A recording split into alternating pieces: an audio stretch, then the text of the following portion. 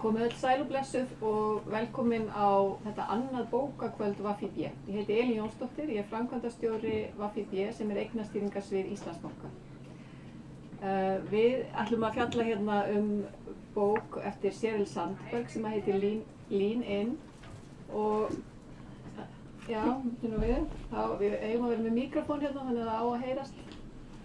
En með mér hérna í dag til að fjalla bókina eru það Lilja Gylfadóttir, viðskiptafræðinemi og formaður félags ungra athafnakvenna og Edda Rut Björnsdóttir sem verkefnisstjóri á fyrirtækjasviði Íslandsbanka. Okkur langaði til að tala við ungar konur þetta málefni vegna þess að Sheryl Sandberg að beina orðum sínum í þessari bók svolítið mikið til kvenna og til ungra kvenna. Það er hægt að nálgast jafnréttisumræðu á svo margan hátt. Það eru auðvitað margir fletir á þessu og það sem við erum að ræða hérna í þessari bók er jafnrétti í atvinnulífinu, í fyrirtækjum og stjórnum fyrirtækja. En auðvitað eru margir aðrir fletir á jafnréttisumræðunni. Og svo innan þess er hægt að nálgast umræðuna á þann hátt að tala ytri hindranir og svo innri hindranir. Sheryl Sandberg í þessari bók var mikið að tala það hvað konur geta gert sjálfar til þess að ná fram breytingum og það er að segja, hún er að fjalla svolítið mikið þessar innri hindranir og þetta er svona valdeflandi pælingar sem hún er með í þessari bók og það er svona sérstaklega gaman að svona heyra sjónarmið yngri kvenna á þessu. En aðeins fyrirkomulagið á þessum fundum, við erum hérna bæði með upptöku sem er aðgengileg á heimasíðu VFIB, en svo erum við líka auðvitað með umræður í sal, en við byrjum sem sagt á að tala bara bókina hérna, við þrjár. Og síðan lýkur upptökunni og þá tökum við taka við umræður og við tökum við spurningum. Höfundurinn, Sheryl Sandberg, hún á glæsilegan feril að baki í bandarísku viðskiptalífi. Hún er núna COO í Facebook í Bandaríkjunum og hún hefur notað stöðu sína sem frammákona í atvinnulífinu til þess að tala jafnréttismál. Þetta er ekkert alveg sjálfgefið og hún segir það sjálf í inngangi bókarinnar að hún hefur stundum verið vöruð við að vera ekki að tala svona mikið jafnréttismál. Það gæti kannski einhver tekið eftir því að hún væri kona. Það er alltaf ákveðin hætta. En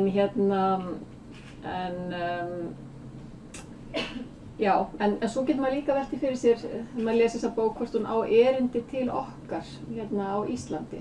Við sitjum hérna í banka þar sem að bankastjórinn er kona og það eru jöfn kynjahlutföll í stjórn bankans og framkvæmdastjórn. En það er alls ekki alls staðar þannig og við í kjarnanum í vor var birt samantekt á því hversu margir af æðstu yfirmönnum fjármálafyrirtækja eru konur á Íslandi. Þannig að það verið að tala banka, verðbréfafyrirtæki, lífeyrissjóði, tryggingafélög og svo framvegis.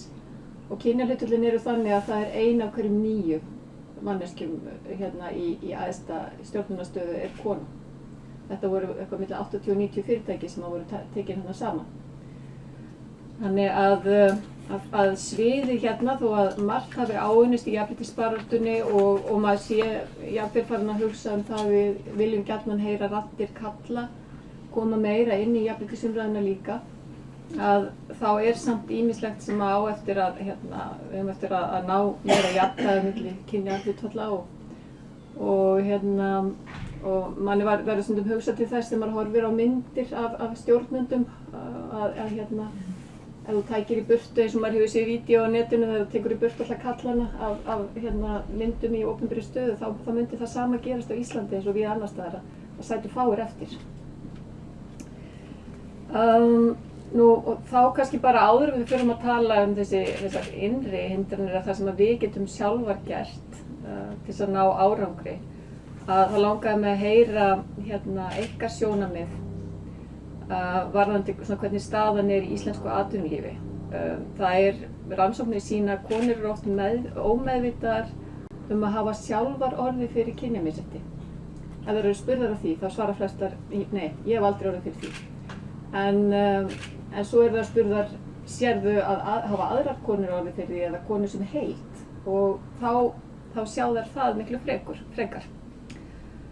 Og það svo sem skiljanlegt að hérna er erfitt að horfast í augu við eitthvað persónulegt misrétti og það ekki beinlínis valdeflandi og ekki það sem maður vill trúa. Maður vill hafa trúa eigin kraft og getu. En hvernig horfir svona íslenskt atvinnulíf við ykkur? Og kannski byrja á að spyrja þig, Lilja. Já, mér finnst að mörgu leyti margt vera gott. Við stöndum mjög framarlega eins og rannsóknir sýna, en samt erum við ekkert svo framarlega. Ég meina, eins og ég horf á fyrirtæki og að skoða framkvæmdastjórnir, það oft engin kona, sem ég finnst rosalega sorglegt. Einnig ég meina, í mínum háskóla þar sem vorum að gera tekjumótor fyrir framtíðartekjur, þá sagði kennarinn beinlínis og stelpur, þið vitið að þið þurfum að taka aukabreyt inn í sem er 20% lægri. Þú veist, fyrir sama og vin mínu var við hliðina á mér sem þurfti ekki að gera það. Og þetta var bara eitthvað svona sem var ekki að adressa sem vandamál, heldur bara svona er þetta. Og einnig þá finnst mér, já eins og ég segi, vera sumt jákvætt eins og jafnréttisstefnur, þó að sé ekki alltaf að fara eftir, maður sé bara til staði þá eru þær þarna. Og einnig finnst mér svona, náttúrulega launamunurinn, finnst mér það verst af öllu hugsanlega. Og svona hvernig fæðingarorlof, ef ég vitna í Vísi daginn, hvernig fæðingarorlof hefur frá hruni held ég farið úr 91% í, sem sagt feður sem taka sér fæðingarorlof, farið úr 91% niður í 78%. Þannig að það er aftur á bak en ekki áfram, sem segir mann að það stöðugt að vera að hamast í þessum málum. Þannig að það er svona ákveðið sem er jákvætt en margt sem mætti gera betur. Já. Ég er alveg sammála því í raun og veru. Hvað ein kona í skráðu félagi, Sigrún Ragna? Já. Þannig að það er nú ekki, maður sér alveg að það er margt eftir í þessu og það er kannski bara eðlilegt líka að þetta, þú veist, eða eðlilegt. Þetta náttúrulega bara gerist hægt. Við erum að breyta ykkur sem hefur verið svona frá örófi alda. Þú veist, kallarnir voru fór út að veiða á meðan við konurnar vorum heima, eða ég var náttúrulega ekki til þá, langt í frá, að meðan konurnar voru heima að halda heimilið og hugsa börnin og allt þetta og þetta hefur fylgt okkur svo lengi og mér fannst það svo áhugavert þegar maður fór í gegnum þessu bók að sjá hvað við erum í raun og veru kannski að mörgu leyti ennþá svolítið föst í hlutverkum þó að maður sjálfur hefði talað að við værum löngu komin út í því sko. Já. En mér finnst við samt vera komin nokkuð vel á veg, en það var samt ég á 4 stelpur. Já. 4 stelpur, þannig að við hjónum munum leggja okkur mörkum í þessari baráttu. En maðurinn minn daginn og sátum við svona í matarborðið og hann þegar segir við þær muni eftir gátunum læknin sem það voru feðgar sem lentu í slysi. Pabbinn dó og strákurinn var færður með sjúkrabíl og sjúkrahúsið og læknirinn tekur á móti honum og bara nei, ég get ekki gert neitt í þessu, þetta er sonur minn. Og bara, hvernig gat það verið? Og dæturnar, þeir eru 6 og 10 og 11, þær bara, hann er stjúppabbinn. Þetta voru samkynhneigðir menn sem áttu þessi börn og þær voru með alls konar hugmyndir sem maður hefur svo sem heyrt þegar maður spyr aðra að þessu áður en að svo koma niðurstinn sem var hann til móðir hans. Þú veist, þannig að samt telum maður sig vera að reyna að það sé jafnvel langt síðan að meirihluti læknanema í Háskóla Íslands Algjörlega. Það er ótrúlegt hvað þetta eru lífseigar staðalmyndir og hafa örugglega áhrif á hvernig fólk hugsar. En hún talar í bókinu um svona hindranir sem að mæta manni sjálfum, óttan, löngunina við öllum líki við þig og velgengni sé sett í jákvætt samhengi fyrir kalla en stundum í neikvætt samhengi fyrir konur. Er þetta eitthvað sem á þetta við í okkar samfélagi haldið þið? Eru konur sem að skara fram úr einhvern nátt, eru þær taldar og grippur eða frekjur eða er þetta eitthvað sem er kannski öðruvísi hjá okkur Bandaríkjunum? Ég held að þetta sé ekki öðruvísi hjá okkur. Ég held að sé, kannski spyr maður sér er svo mikill munur á körlum og konum hvað varðar eins og óttann eða eitthvað svoleiðis en ég held að þetta sé alveg klárlega eitthvað sem við erum ennþá að glíma við og svo þá kemur eftir þessu sem að konur almennt eru örugglega að glíma við Þú veist, þegar maður sjálfur kannski upplifir þetta á svo mismunandi hátt, sko. Ég held að sé kannski að vissu leyti ákveðin öfundsýki bara. Og eins og mér finnst rosalega mikið til í því sem hún Birna hjá Símonum sagði hérna á seinasta fundi hérna á Ljónuveginum, að konur liti á hana sem bara hana sem keppinur. Þú veist, að framkvæmdastjórnum, það er að keppa við hana en ekki framkvæmdastjórnum í heild. Og ég held að þetta sé kannski svolítið svona byggt í okkur, að það sé bara þetta eina lausa pláss í staðinn fyrir bara Reynslan hefur kannski sýnt það að það er bara eitt laust pláss. Já, ég meina, tölfræðin sýnir það sem er rosalega sorglegt, en ég held að í grunninn kannski getur þetta líka snúist sjálfstraustið. Eins og kemur fram í bókinni að kallar telja þeirra velgengni sé út af meðfæddum eiginleikum af því þeir eru svo einstaklega vel að Guði gerðir, eitthvað svona sko, meðan við erum allir, já, velgengni er af því að þessi hjálpaði mér og ég var svo heppin og ég var svo dugleg og allt þetta og bara ennþá í dag, ég meina við þekkjum öll svona kalla sem eru svona spaðar, þú veist, meira svona ég er flottastur og hann er bara fyndinn og skemmtilegur og eitthvað, en ef einhver kona labbar inn bara ég er flottur, þú veist, allir strákarnir horfa á mig, þú veist, þá bara, við erum bara ennþá þar, það ekki saman því? Ég var líka mjög hrifin af því sem hún segir að Mark Zuckerberg sagði við hana að hennar svona tilhneiging til að láta öllum líka vel við sig væri raunin að halda aftur af henni.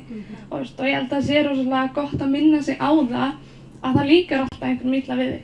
Sama hvort þú situr bara heima á sófanum og gerir ekki neitt, skilurðu, þá er einhverjum sem líkar illa við þig, eða þó sért þarna og ferð og gerir breytingar og segir kannski eitthvað sem er ekkert rosalega vinsælt, þá er líka einhverjum sem líkar illa við þig. Það sé gott að það hugfast. Og það er bara allt í lagi. Það er bara allt í lagi. Já, algjörlega. Þetta er góður punktur, en það er samt spurning sko hvort þetta sé bara innri hindrun, það er að segja á fundinu Ljón í veginum þá var líka svolítið talað það að konur bæðu síður launahækkun eða stöðuhækkun og er það bara hindrun innra með konum eða er það hugsanlega vegna þess að það er vita að markaðsvirði þeirra er minna og að það kannski hefur ekki mikið upp á sig. Ég velti því fyrir mér. Sko ég upplifi ekki að konur séu meðvitað verðlagðar ódýrar heldur en kallar. Já, ég hef ekki, kannski, svo erfitt að tala þetta þegar maður er ekkert með eitthvað svona borðleggjandi nema það einhverja kannanir sko, sem maður veit ekki hvað býr að baki. Þannig ég upplifi það ekki að það sé þannig. Frekar þá að við erum ekki að selja okkur nógu dýrt sko. Það er svona eins og Cheryl Sandberg talar sko, það sé meira hindrun bara í konum sjálfum að fara fram á sko. Já, ég held kannski að sé líka rosalega ofta að bíða eftir að einhver taki frumkvæði að vita launahækkun í staðinn fyrir að sækjast eftir henni. Og það er svolítið svona það sem okkur er kennt bara frá því hún litlar og áttar réttur hvað þú átt að bíða eftir að fá orðið og svo framvegis sem eins og hún segir í bókinni hentar rosalega vel í skóla, þú veist, skila sér betri námsárangri og svoleiðis, en það er kannski ekki rosalega gott á vinnumarkaði. Þú veist, það er ekki sem er að fylgjast með og bara, heyrðu, duttum hann og hópa allir að rannsaka alla og tékk verið, þú veist, það er ekki sem er bara bíðandi með launahækkun handa þeim sem á það skili. Þannig að þú verður kannski svolítið líka að minna á því. Kannski erum við svolítið haldnar þessu kórónuheilkenni sem hún talar Við bíðum eftir að fá launahækkun af því við erum búin að standa okkur svo vel og gera svo fínt og við bíðum eftir að fá stöðuhækkun af því við erum búin að leggja okkur svo mikið fram og þú veist, ætlumst til þess að allir sjáu það og þú veist. Ég veit ekki að meina kallarnir eru kannski aðeins þá duglegir í að sækja sitt sko. Já, það sagði einn góður maður við mig einhvern og völd ekki gefin þau tekin. Já. Það kann að vera. Okkur þykir erfiðara að taka völdin. Já. Nema heima hjá okkur, það er mjög vel. Já. En líka eins og hann segir í bókinni þá finnst köllum eins og þeir eru að fá borga fyrir allan tíman í rauninni en svona eins og þegar hún nefnir það allan í bókinni en þegar við náum ekki að klára eitthvað þá er bara, ok, ég fer heim og klára þetta, skilurðu, af því ég náði ekki að klára þetta á þessum tíma meðan þeir eru bara, ég var að borga, ég er að vinna heima hjá mér, skilurðu. Já, einmitt, þeir eru í sturtunni eins og kom fram að þeir eru í sturtunni að hugsa eitthvað, þetta er náttúrulega verðmætur tími, þeir eru náttúrulega eigað þessi í þetta fyrirtæki og svo bara útskuldaði tíma. Já, þetta er kannski munurinn á okkur, ég veit ekki. Já, hún talar tjáningu á fundum og þú veist kannski heitið á bókinni Lean In er svolítið þetta að við eigum að bara eða breiða úr okkur og taka okkar pláss. fylgja hlutum eftir og svona vera, já, svolítið plássfrekar. Er þetta eitthvað sem að þið kannist við? Ég meina, finnst ykkur þetta vera, ég meina, segjum við í háskólanum eða kannist þið við að konur séu síður að... Algjörlega, mér finnst þetta, og þetta sé ekkert eitthvað bara á háskólastigi, ég heldur bara frá því við erum pínu litlar, þú veist, ég man að, þú veist, ég satt, það var stóra sögðan, ég satt við hliðina á hérna karlkynsvinum mínum og við vorum sem sagt að ræða eitthvað, ég man ekki allan, og hann var búinn að öskra svarið svona 5 sinnum uppátt, og þú veist, við mismunandi spurning, svo segi ég, við þessi svari líka, segi þar að leiðandi þar sem ég held að vera rétt að svara og þá kom Lilja ekki grípa fram í, þú veist, þannig að, og svo áframhaldandi í háskóla, það eru bara þetta svo bara að því að framhaldi að lesa bókina og svona byrja ég að sem sagt horfa í salinn í skólanum og bara svona skoða hverju voru að spyrja sko og það 10. hver spurningu var kvenkyns og ef hún var kvenkyns þá réttur líka rosalega oft upp hönd meðan þeir voru bara þú ert að gleyma að deila með 2, þú veist, við kennum þannig að svona, þetta er kannski ekki alveg upp í okkur og svo ætlast til að við breytum þessari hegðun þegar við erum komin inn í fundarherbergi kannski ósanngjarnt, þannig að ég myndi líka segja að það verða aðlita svolítið upp í okkur, þú veist. Og ég myndi ekki segja einhverjum sem er að segja svarið að hætta að gera bara fram í, þú veist, þannig ég alveg bara svona. En mér er svolítið gaman sko að hugsa þetta svo út frá bankanum, af því að ég vinn hérna hjá Íslandsbanka. Og það er náttúrulega, hérna eru svo rosalega flottar og sterkar konur og við erum náttúrulega með svo flottar, sterkar fyrirmyndir inn í bankanum, eins og Birnu og svo leiðis. Og ég upplifði þetta ekki svo mikið hér sko. Við erum svona alveg verið að jafn mikið læti í þessum konum sem eru hérna og köllum sko. Það er heika ekki við að grípa fram í eða að láta í sér heyra eða hérna taka mikið pláss og fundum sko, margar hverjar. Þó að hinar kannski lægist inn á milli sko. Þannig að kannski, þú veist, hefur okkur tekist að breyta einhverju hér? Ég held að það sé ekki spurning sko, en það er líka þetta með hérna, þegar þú ert bara með konu sem sýnishorn. Munin á því að vera með konu sem sýnishorn, þegar þú ert með eins og eina konu í stjórn eða eina konu í framkvæmdastjórn. Eða þegar þú ert komin með bara jöfn kynjahlutföll þá breytist þessi dýnamík mikið. Þannig hérna að vísu ætti það þá að vera eins í skólum, þar eru nú hlutföllin jafnari en hérna ég get alveg tekið undir það. Það er hérna önnur stemning hér heldur en að ég sé víða annars staðar. En hún talar í bókinni nefnir og svona svolítið grátlegt dæmi sko þegar það voru einhverjar konur sem kom inn í fundarherbergi og þar settust við hérna upp við vegg sko, það var stólum raðið upp við vegg en það settust ekki við borðið. Það var mjög svona myndræn lýsing á því að taka sér ekki sæti við borðið, taka ekki þátt. Og hérna, en hún talar líka svona velgengni og þetta að fólki líki við þig. Svona success og likability, hún er að tala að hún hafi sem ung kona þegar hún fekk verðlaun í háskóla þá var hún ekkert að segja frá því.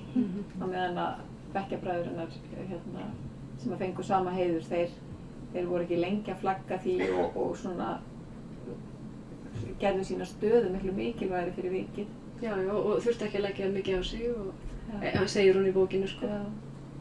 Mér fannst mjög áhugavert hérna dæmi sem hún tók þegar við vorum að fara í prófi þarna hún og vinkona hennar og bróðir hennar og hérna vinkona hennar hefði alltaf mætt og alltaf lesið og hún hefði svona næstu alltaf mætt og alltaf lesið bróðir hennar hefði mætt 2 svar kom svo til þeirra fyrir próf og bara jæja, hvernig læri ég þetta og svo fóru þau öll í prófið og hann segir, kemur út og segir ég rústa þessu og þá segir hvað meina hann segir, ég fæ auðvitað að og það er bara svona, ég klúðraði þessu, ég sagði ekki alveg nóg hérna svo kemur ljósið að fengu öll að skilja mig, þannig að þetta er svona, þetta upplýði ég líka rosalega mikið eins og hérna hjá samnefndum mínum að eins og í menntaskóla, þá ætti ég rosalega klára vinkonu, ég ætla að fara að gráta eftir hvert næsta próf, lokapróf og það bara, mér gekk ömurlega og ég bara svona, þú gerir þetta alltaf, þú veist, þér gekk ekkert svona illa og meðan sko nánast ólæri vinur minn var bara, já, þetta gekk nú frekar vel bara, þannig að þetta er alveg svona Þeir virðast hafa bara meira sjálfstraust almennt.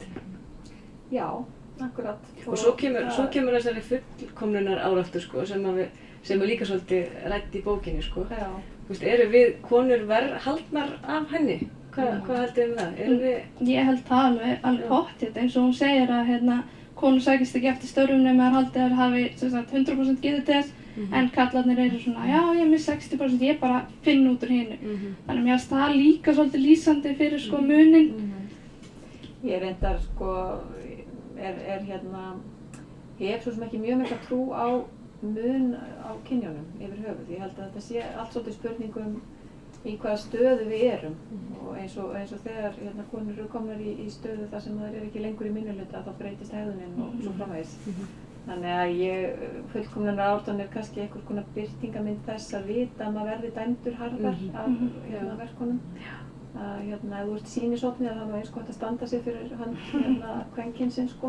Já, kannski er það. Já, það getur verið. En varðandi þetta með sjálfstrausti þá er það mjög áhugavert að sko rannsóknir hafa líka sýnt fram á það að við drögum saman sem merkja á milli þess að vera með sjálfstraust og vera góður leiðtogi eða vera með leiðtogahæfileika.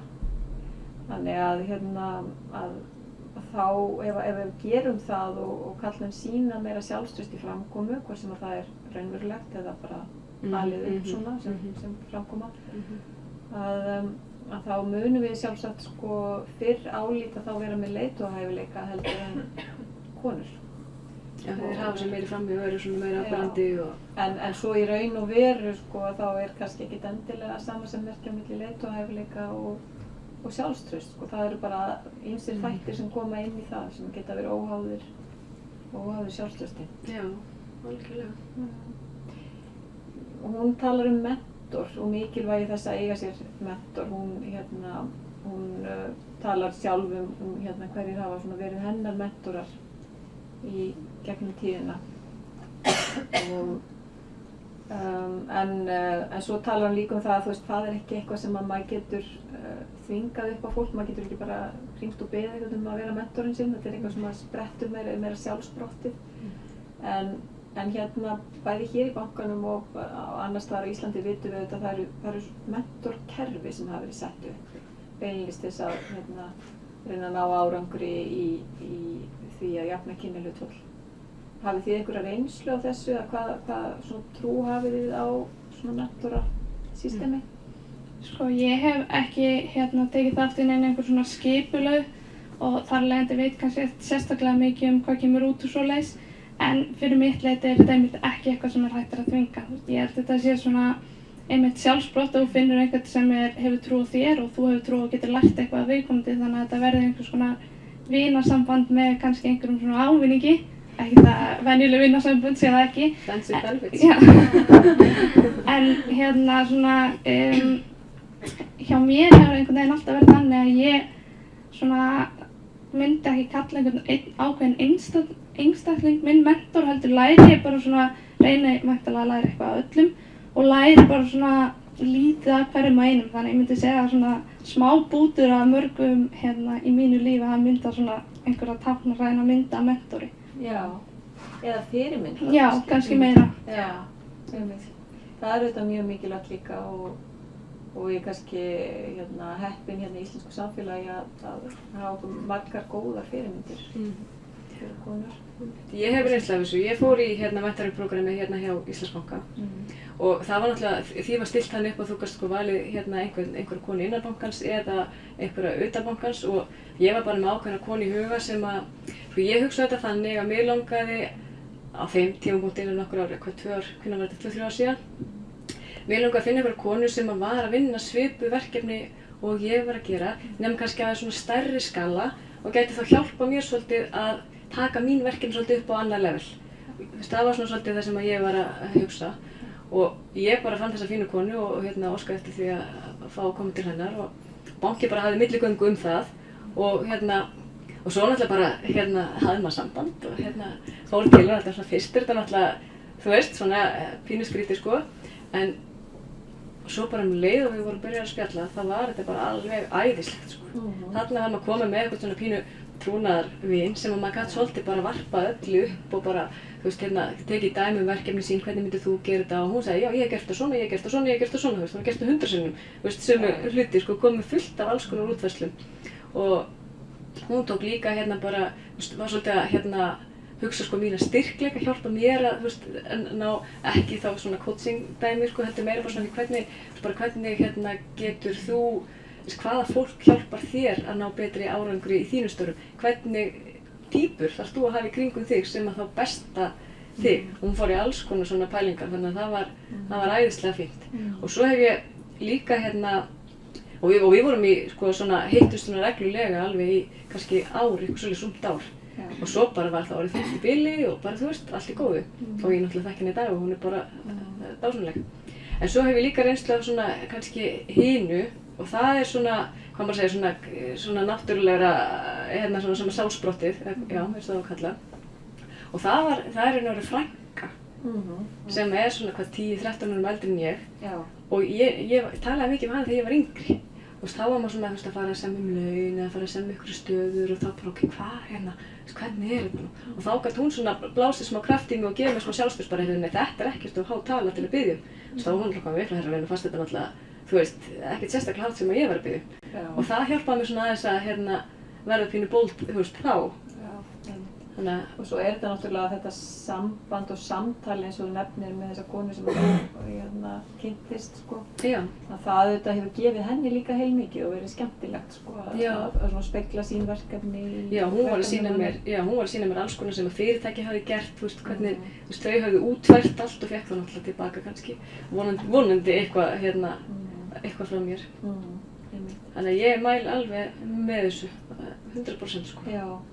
Og þetta hefur kannski þar sem að, kannski sérstaklega þar sem að svona forystan hefur verið skipuð karlmönnum og þeir hafa kannski frekar tekið að sér ómeðvitað að vera mentorar karlmanna. Að þá getur verið gott og nauðsynlegt að setja þetta upp í einhvern svona strúktúr. Á meðan að þetta er kannski að komast í eitthvað jafnvægi. Og mér finnst líka svona skemmtileg pælingin í bókinni með þetta mentorsamband fólks af gagnstæðu kyni. Það er náttúrulega rosalega vandmeðfarið og maður finnur, og hvort sem það er mentorsamband eða bara, þú veist, bara samband yfir höfuð sem er ekki kærustupör sko, að það náttúrulega getur verið rosa vandmeðfarið. Þú veist, ef ung kona myndi, segjum hún ætlaði bara heyri einhverju forstjórum og hringja hann bara rosalega væri til í að hann yrði minn mentor myndi hringja hann og biðja hann að koma bara á jómfrúnni í hádeginu og svo væri ung kona og segjum eldri maður tala saman það bara hún nýja viðhaldið það væri alveg leið komið sko. En mér finnst einmitt mikilvægt að gaman að kemur inn á þetta að svona struktúrum mentorprógram oft bara kona eða kall þannig að mér finnst líka mikilvægt að ef það á byggja eitthvað svona upp að hafa það einmitt gagnstæð kyn Því ég held að það sé hægt að læra rosalega mikið af því. Þá kannski einmitt af því að kallar skilja þetta ekki oft. Þannig að þeir kannski með því að hafa unga konu sem þeir eru að leiðbeina í gegnum störðu þá kannski sjá þeir þessar hindranir og kannski hjálpa að koma í veg fyrir það. Einmitt.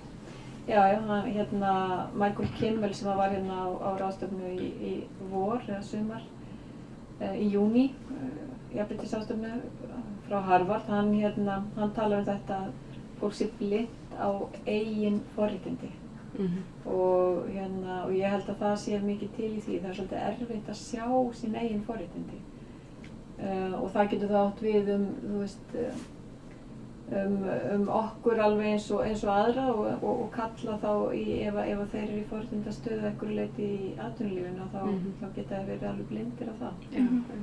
En ef ég má aðeins taka þetta lengra, að þá held ég að þetta, ok, hverjir eru stjórnendur í íslenskum fyrirtækjum? Það eru kallar í langmestum meirihluta og það er alveg ljóst að ungir kallar eða kallar sem eru þá að vilja mynda tengsl og svona, þeir eiga miklu auðveldara með að tengjast á þessum köllum heldur en við konurnar sko. Og þar af leiðandi kynnast þeim betur og þú veist, þeir geta verið saman út að drekka eða hvað það er sem að verið að gera, þú veist, og kynnast og mynda samband og þar af leiðandi þegar þeir fara svo ráðið í sín störf þá þekkja þeir augljóslega fleiri kalla. Þannig ég held að þetta geti alveg verið hluta vandamálinu. Við eigum kannski ekki, hvað maður að segja, eins auðvelt með að mynda tengsl á eðlilegan hátt sko. Nei, tengslanetið er annað og ég get alveg tekið undir það. Ég sá þetta mjög skýrt þegar ég var forstjóri Bankasýslunnar og við höfum það hlutverk að skipa í stjórnir í 3 bönkum og 5 sparisjóðum. Þetta var mikill fjöldi af stjórnarmönnum sem við skipuðum það.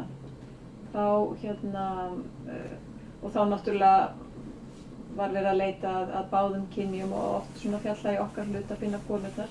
Ég klárlega hafði bara betra tengslanett til kvenna heldur en sem að voru þarna að skipa í hinsætin og voru þá kallar sko. Og reyndist mér aldrei neitt vandamál að finna mikið hægum konum og ég gæti bara komið vopnuð lista til kalla sem voru í þessari stöðu. Þannig að tengslanettið er annað, það ekki spurning.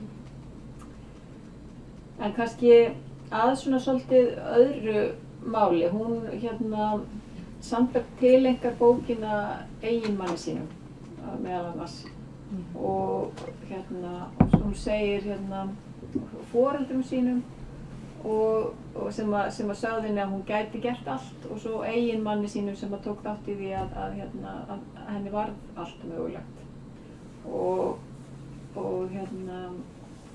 hún ráðleggur svo konum að ræða snemma við sín lífsförunaut og það sé í raun og veru bara eina mikilvægastu ákvörðun að finna góðan lífsförunaut að ræða snemma við þannig aðeinslega þessa praktísku hlið á fjölskyldulífi og hvaða væntingar fólk hefur til mjög rómantískt þess að skipta skulum við bara ræða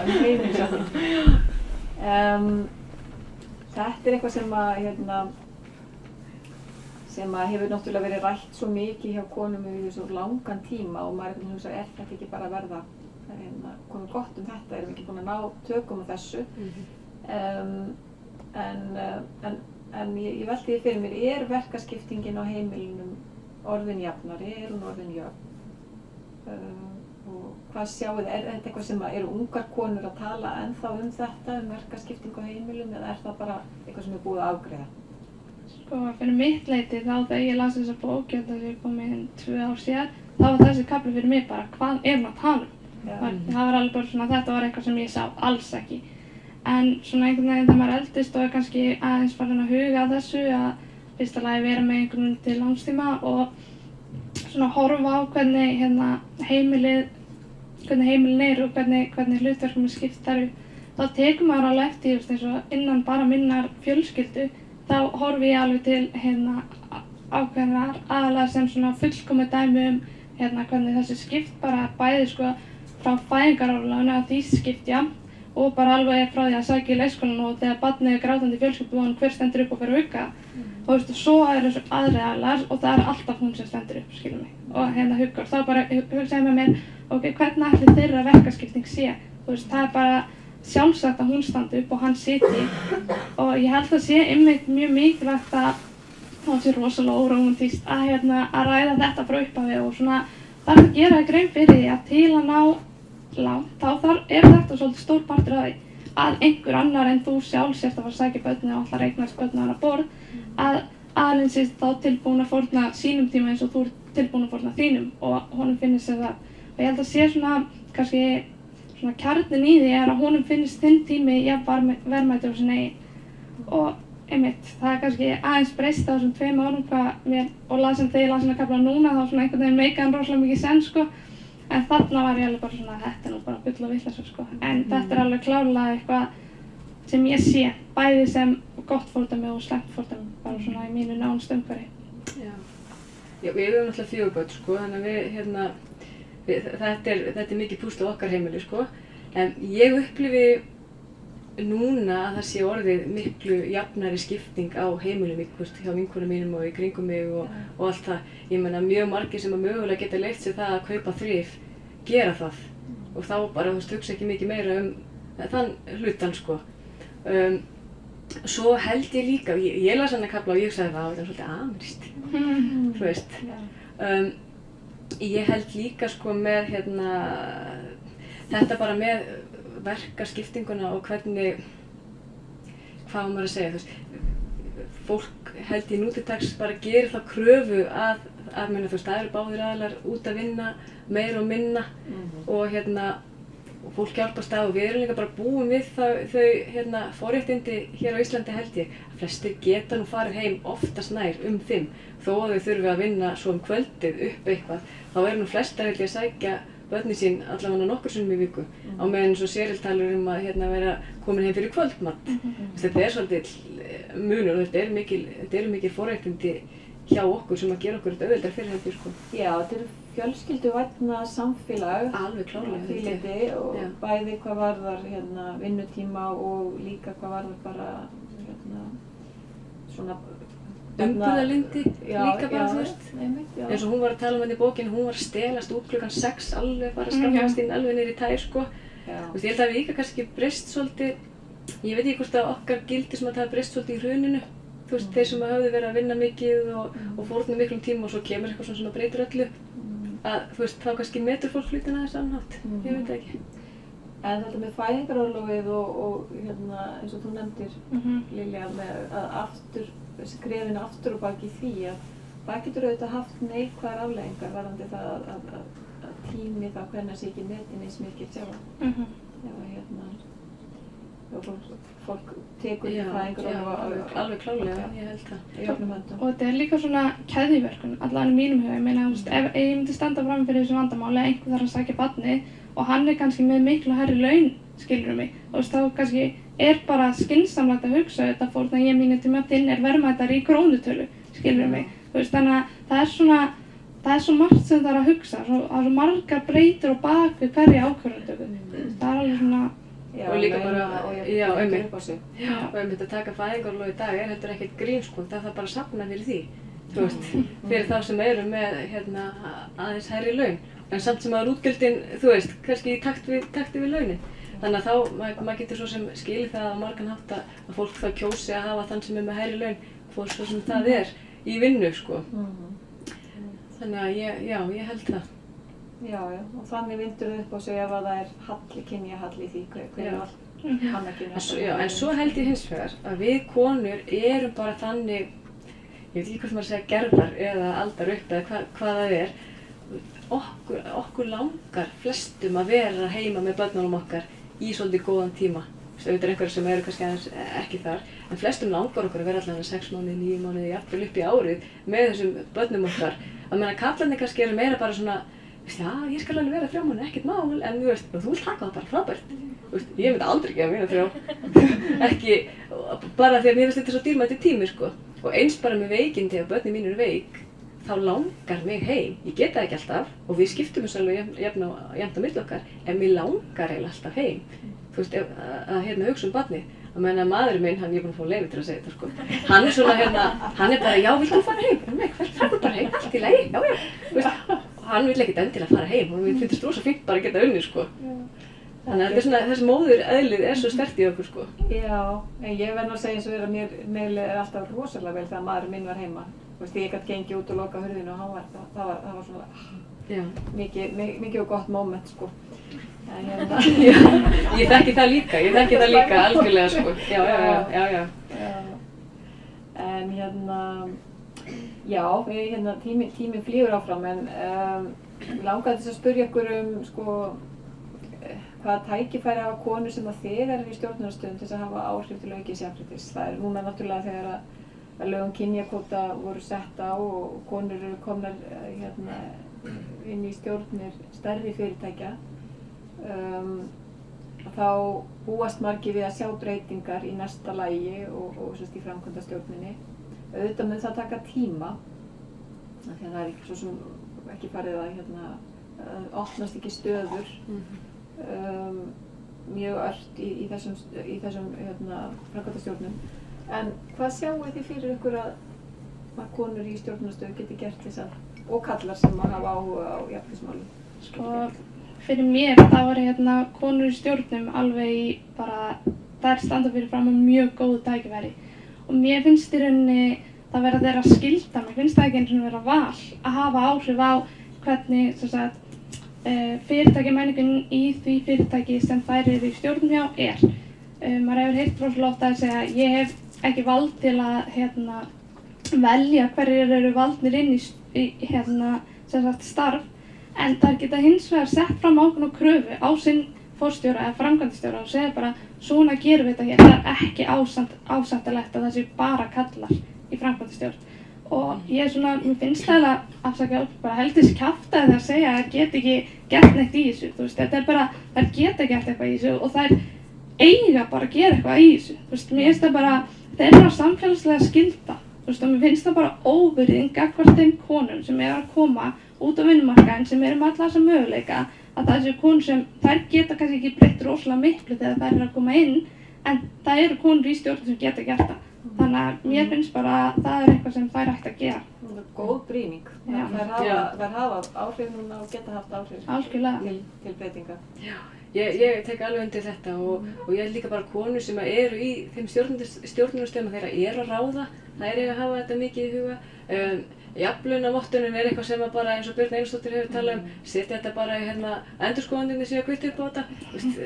Maður sér enga ástæðu til þess að drífa ekki bara í því. Fyrirtækin eiga að komast upp með það að gera það ekki. Svo finnst mér líka bara mikilvægt að efla alla þessa umræðu og vera með svona mentoring-program, efla konur. Þú veist, ég fór á æðislegt námskeið daginn þar sem að voru svona flottar konur, það voru 3 fyrirtæki saman með námskeið og það voru flottar konur sem voru með okkur allan daginn. Í alls konar umræðum máttu spyrja öllum mögulegu. Það sem þetta gerði fyrir okkur sko. Bara það að geta spurt bara svona flotta konur sem eru það búin að ná árangri bara ok, en hvað með þetta? Þegar maður er ekkert alltaf í þeirri stöðu að maður hittist svona eitthvað staðar á gangi eða á einhverjum viðburðum, þú færð ekkert í að spyrja eitthvað svona, hvað maður segja, nánar spurningar endilega þar sko. Þannig að konur í svona stöðum með að gefa af sér. Já, algjörlega. Gott, bara aðeins að lokum, er eitthvað svona í bókinni sem að vakti eitthvað til umhugsunar, eitthvað sem að þið hafið ákveðið að tilengja ykkur eftir þið lásuð hana? Og ég byrja? Endilega. Já, sko, mér finnst bókin vera svona samansafn af rosalega mörgum góðum áminningum. Það er svo margt sem að við verðum að passa, þú veist, við verðum að halda upp í hendinni, við verðum að passa að semja vel, við verðum að hafa í huga líka bara allar þessar hindranir. Hins vegar held ég að þegar öll eru á botni hvolft þá snýst hugrekki. Við verðum að hafa hugrekki til að sækja um störf, til að biðja launahækkanir, stöðuhækkanir, hvað það er. Við verðum að segja okkur skoðun, við verðum bara að þora, það er ekkert öðruvísi.